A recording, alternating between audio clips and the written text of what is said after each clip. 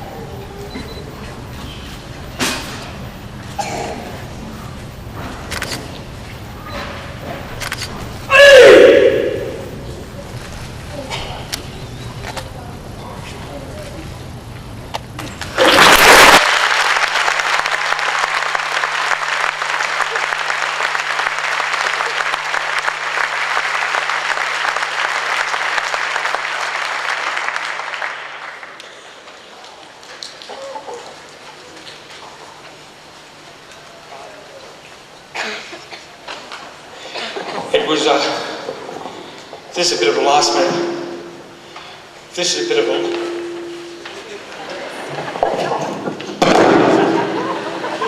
last minute thought.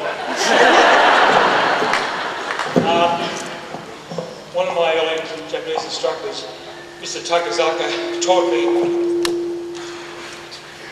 a little bit of key energy, like a little bit of a, you might call it a karate parlor trick, but it's something that's quite unique.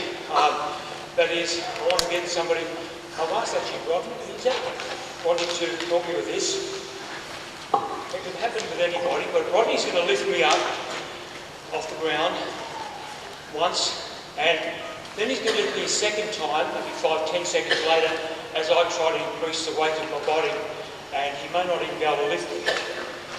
I hope he can't, but if he does lift me, I hope he tells you I feel a lot heavier.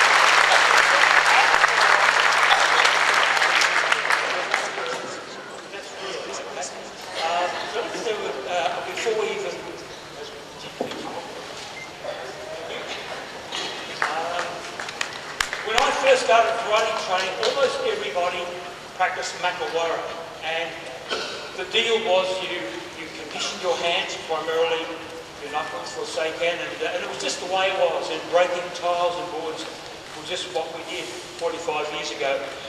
It's not part of the art of karate today. It doesn't define your technique, your speed, your power, various things, but it has a really plays a unique part in my karate life, and I try to preserve and perpetuate my Makiwara training. So I hit the sport about 5-6 times a week, about 250 hits a time. So we've made a frame for it. It hangs on a tree in my house. I get a couple of guys to come out and hold it whilst I demonstrate some hitting on the Makiwara. Look, I will take another minute just to explain to you. There was a rubber padding on here that I had for years. Pretty hard rubber. This is going to sound a bit comical, but it's true. As a family, we went to Disneyland and Universal Studios and these places. Who's been to those places? And who stood in queues for 20 minutes or half or an hour before you get in? And there's wooden railings as you walk along, and bang, bang, bang, bang. It's true, and I realised I sort of banged my knuckles on these wooden railings fairly hard. I was doing my Makiwara on my holidays.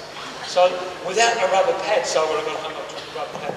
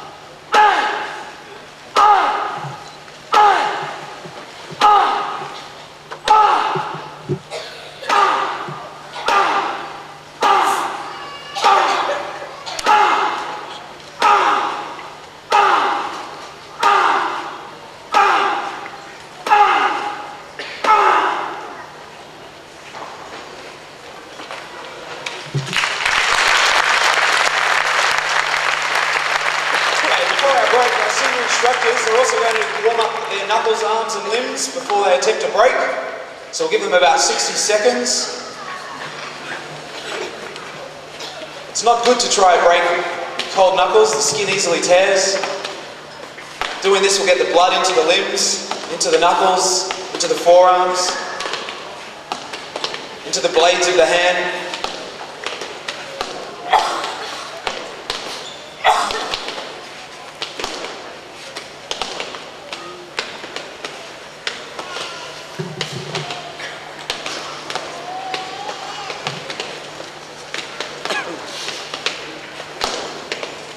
Give them another 20 seconds.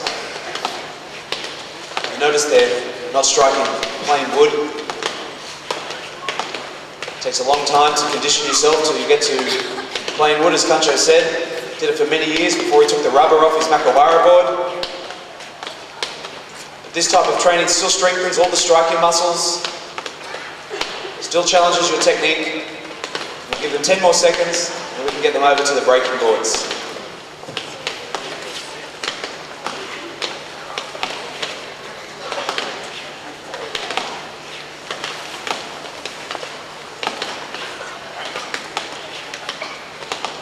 And I think they should be ready by now.